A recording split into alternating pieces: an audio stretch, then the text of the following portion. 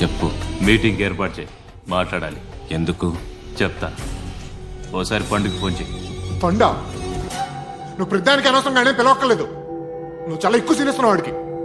ఇవ్వచ్చు, పర్లేదు. నువ్వే ఫోన్ చేసి రమ్మని చెప్పు.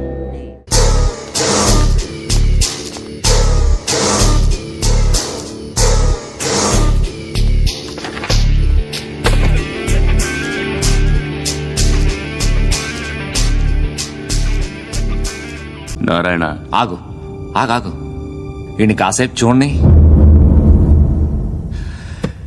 ఏంరా, నేను డబ్బులు ఇస్తే వాళ్ళని కొట్టడానికి వెళ్ళిన వాడివి, వాళ్ళతో కలిసి ఈరోజు నాతో మీటింగ్లో కూర్చుంటావా?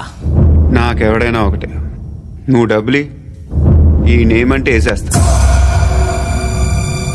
ఓయ్, నీకు నీతి నిజాయితీలు లేవే? అందుకేరా నువ్వంటే నాకు ఇష్టం. చూడు, మీ ఏరియాను మేము టచ్ చేయట్లేదు, మా ఏరియాను నువ్వు టచ్ చేయకూడదు. ఇది నంబర్ 1. ఇక నంబర్ 2, ఈ బండ గణేష్ గారు, వీణ్ణి మాకిచ్చేయాలి. ఏంట్రా, చంపేస్తారా? చంపేస్తారా? వీడు అప్పుడప్పుడు టీవీలో కనిపించేసరికి హీరో అనుకుంటున్నాడు. ఏయ్, హీరోనేరా, హీరో. ఆ విష్ణు బిల్డర్స్ కు ఫోన్ చేసి డబ్బులు అడుగుతున్నాడంట. డబ్బులు అడిగాను రా, అయితే ఏం చేస్తా? ఆడికి అలీబాయ్ ఎవరో తెలీదంట. అవునరా, తెలీదు.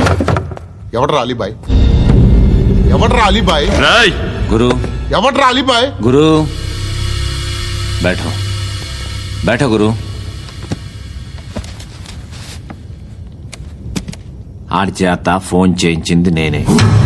ఆడికే కాదు, అలీబాయ్ ఎవడో నాకు కూడా తెలియదు. అనయ్య, ఈ తొక్కలో మీటింగ్లు ఏంటో నాకు అర్థం కావట్లేదు. 10 మంది ఉన్నారు, అందరిని లేపేస్తే ఇంటికి వెళ్ళిపోవచ్చు.